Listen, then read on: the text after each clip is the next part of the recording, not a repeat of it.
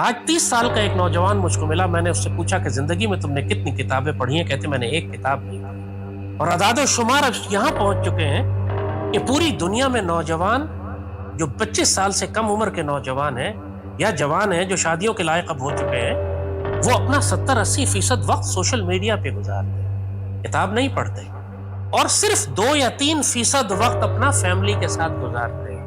خاندان سے رشتہ ایسے ٹوٹ چکا ہے. مزاج اتنے بگڑے ہوئے ہیں کہ اپنی مرضی کے خلاف اگر صرف اپنی پسند کا چپس ان کو نہ ملے تو ماں باپ کی پگڑی اتار کر سامنے رکھ دیتے ہیں.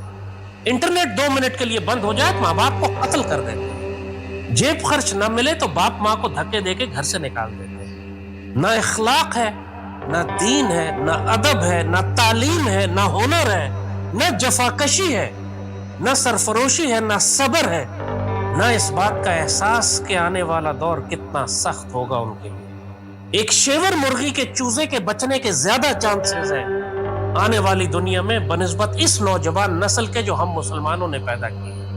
آج تم اہل فلسطین کو دیکھو، وہ جانتے تھے کہ وہ کیسی زندگی گزاریں گے.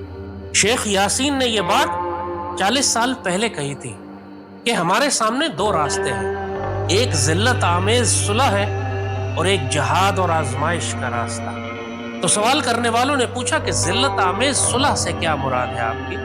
تو شیخ یاسین نے کہا اس سے مراد یہ ہے کہ ہم اسرائیل کے وجود کو تسلیم کر لیں، وہ ہمارے ہتھیار ہم سے لے لیں، وہ ہمارے مردوں کو غلام بنا لیں، ہماری عورتوں کو کنیزیں بنا لیں، ہماری عورتوں کو استعمال کریں، ہماری آنے والی نسلوں کو غلام کر دیں، ہمیں ہمارے گھروں سے نکال دیں اور ہم پوری دنیا میں ذلت اور رسوائی کی زندگی گزاریں، حسرت کرتے ہوئے کہ کاش ہم جہاد کا راستہ اختیار کرتے. اور دوسرا راستہ یہ ہے کہ ہم جہاد کا راستہ اختیار کریں، اس میں ہماری پوری قوم کو قربانیاں دینی پڑیں گی. شہادتیں ہیں، غازی کی زندگی ہے، شہادت کی موت ہے، ہجرت ہے، بمباری ہے، تکلیفیں ہیں، زخم ہیں، چوٹیں ہیں، پوری دنیا کی ناکہ بندی ہے.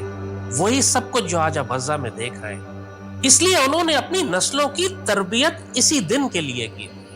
آج غزہ میں آپ دیکھیں کیا بوڑھے تو کیا چھوٹے چھوٹے 5-5 سال کے بچے زندہ بیٹھے ہوتے ہیں، جسم کے ٹکڑے کاٹے جا رہے ہوتے ہیں بغیر انیستھیزیا کے، وہ قرآن پاک کی تلاوت کر رہے ہوتے ہیں. پورا خاندان شہید ہو جاتا ہے، ملبے پہ کھڑے ہو کے کہتا ہے حسبنا اللہ و نعم الوکیل، نعم المولا و نعم النصیر. ایک شخص نے یہودیوں کے آگے ہتھیار ڈالنے کا نہیں کہا. کسی ایک مرد، عورت، بوڑھے اور بچے نے یہ نہیں کہا کہ حماس نے ہمیں مروا دیا، ہم غلامی قبول کر لیتے تو بہتر تھا، جہاد کی ضرورت کیا تھی، یہودیوں سے صلح کر لیتے ہیں، معیشت خراب ہو گئی ہماری، ذلت کا راستہ اختیار کر لیتے ہیں. کسی ایک بچے نے بھی یہ بات نہیں کہی. ان کے ایک بچے کا صبر اٹھا لو تو پوری 2 ارب کی مسلمان امت پر تقسیم ہو جائے، امت کے لیے کافی ہو جائے. ان 5-5 سال کے بچوں کا صبر، ان بچوں کے چہروں کو دیکھو تو آنکھوں میں آنسو بھرے ہوئے ہیں. 5-5 سال کے بچوں نے اتنا قتل و خون دیکھ لیا ہے جو عام دنیا میں مسلمان 4 نسلوں میں نہ دیکھتا. 4 ایٹم بم گرائے جا چکے ہیں. چھوٹا سے راولپنڈی جتنا غزہ ہے اس کے اوپر 4 ایٹم بم گرائے جا چکے ہیں. اس کے باوجود وہ لوگ وہی ہیں، کہتے ہیں ہم مسجد اقصی اور فلسطین چھوڑ کر نہیں جائیں.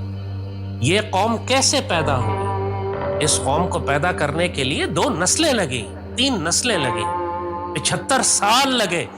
جب پاکستان بنا اسی وقت مسئلہ فلسطین اور اسرائیل کا فتنہ کھڑا ہو گیا. انہوں نے بھی 75 سال لیے، پاکستان نے بھی 75 سال لیے. انہوں نے کیسی نسل نکالی اور ہم نے کیسی کنجر نسل نکالی. استغفر اللہ.